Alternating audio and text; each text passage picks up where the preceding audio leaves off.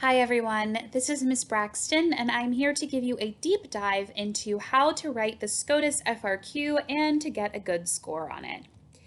So when you first get this FRQ, it's going to look something like this. You're going to get a summary of a Supreme Court case at the very top of your FRQ.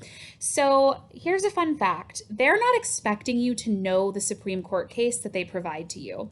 So here we see that this is a Supreme Court case called Town of Greece versus Galloway. And this could be a real Supreme Court case, or it could be a case that the College Board has completely made up.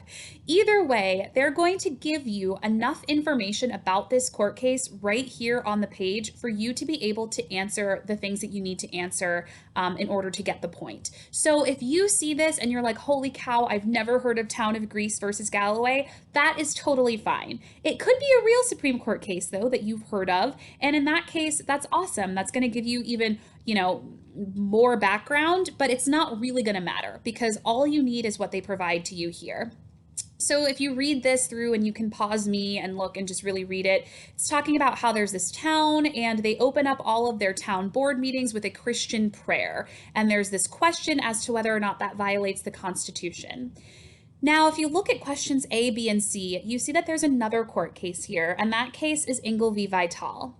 Ingle v. Vital is a Supreme Court case that they're expecting you to come in knowing everything about. You have 15 required court cases that you need to know before you take the FRQ, and it's going to be one of those 15 cases that they're going to give you to compare to the case that they've provided you with here.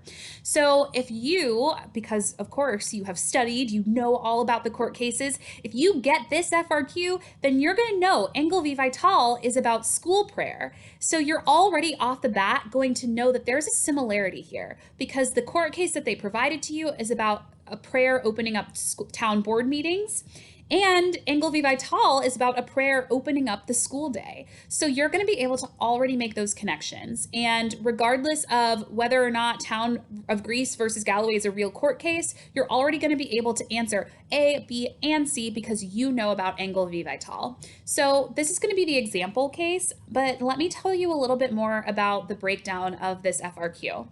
So you're always going to have three tasks. The first is going to be to identify a common constitutional clause. Now, at this point, you've read about Ingle v. Vital, you know about it, hypothetically, and you would know that Ingle v. Vital is all about the Establishment Clause. And wouldn't you just know that this Town of Greece thing is also about the Establishment Clause? So the same way that it's very clear what clause was in question with those two cases, it's going to be that way with whatever SCOTUS FRQ you receive. And whatever the case is that they provide to you, you're going to have to be able to recognize out of the 15 cases, whichever case they choose that's the required case, you're going to have to know what clause it all came down to, what clause the constitutional question was about. And so they're going to want you to identify that off the bat.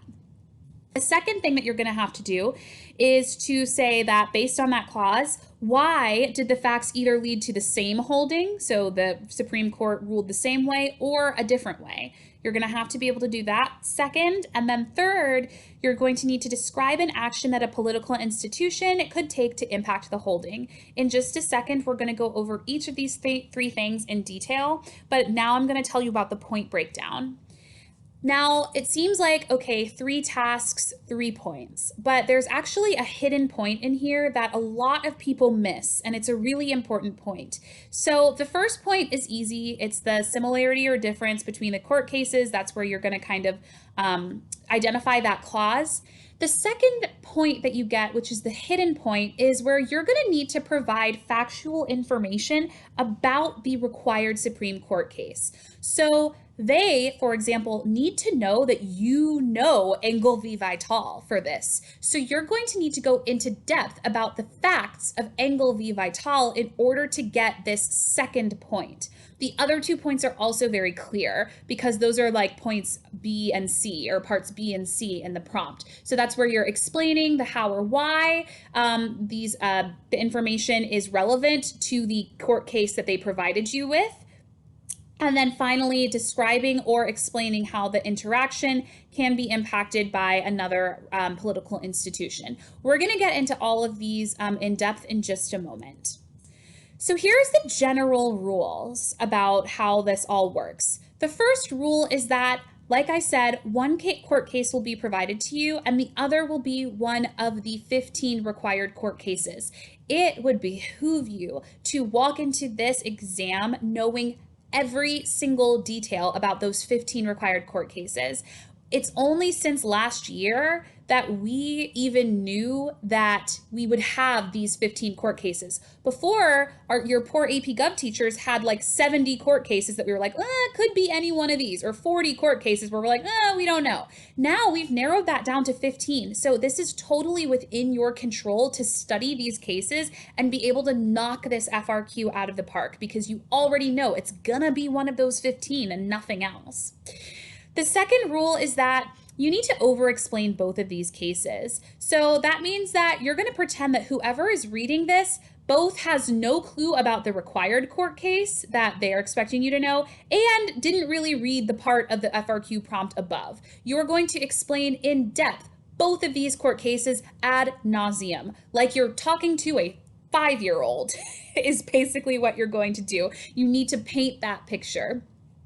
The next general rule should be don't waste time in Part A, because Part A, you're just identifying that constitutional clause. So for this sample FRQ that I just said is the Establishment Clause. For Part A, I would either just write Establishment Clause, or even better, the constitutional clause that is common to both of these cases is the Establishment Clause, period. Stop there, move on to parts B and C, because that's where you're describing those facts of that cases, or those facts of those cases, and you're getting into the describing and explaining in part C as well. So in general, A, identify that clause, move on with your life. For part 4 here, this general rule is to just mark it up, make sure that you are underlining the describes, the explains, and making sure that you are really meeting the threshold of the verbs that the College Board wants you to accomplish, so that you are really, really getting all of the points that you know you deserve in this FRQ. So let's talk about part A again. This is that identify a similarity or difference. So you are going to be finding that constitutional clause. And here are the common clauses. Something that is a common mistake here is that people will say, oh, what's common is the First Amendment. The First Amendment has 5 different rights, and several of those rights are broken down even further. For example, freedom of religion has 2 separate clauses, the Free Exercise Clause and the Establishment Clause. So you need to be very, very clear here about when you're talking about the constitutional clause, it really is the clause and not the amendment or not the article, because Article 1 of the Constitution has a lot of different clauses, but they're going to want you to be specific about the Commerce Clause if it's a Commerce Clause case. This will be so much easier for you if and when you know these cases by heart, because then you will know very quickly what the clause is. You'll just associate Engel v. Vital, Establishment Clause. You'll just know that. So this should be done really, really easily. And again, identifying that clause is all you need to do. And again, it could be a word or a sentence, but it should be very brief because that's what they're just expecting you to know, bam, automatically. And it is just an identify verb, so you don't need to go further. The next one is based on that constitutional clause, explain why the facts led to a similar or different holding.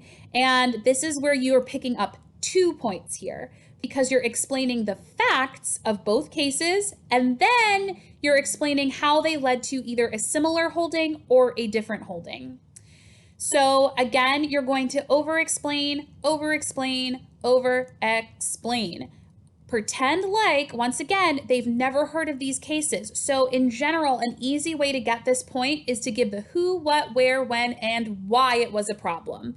And then link it to the who, what, where, when, and why of the case that they have given you.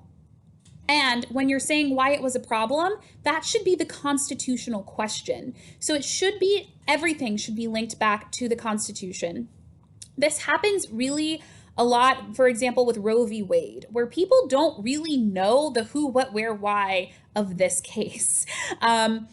I get a lot of when we do this, okay, like Roe was a woman and Wade was her doctor who refused to perform an abortion on her. Like, that's not what happened. You're just making things up.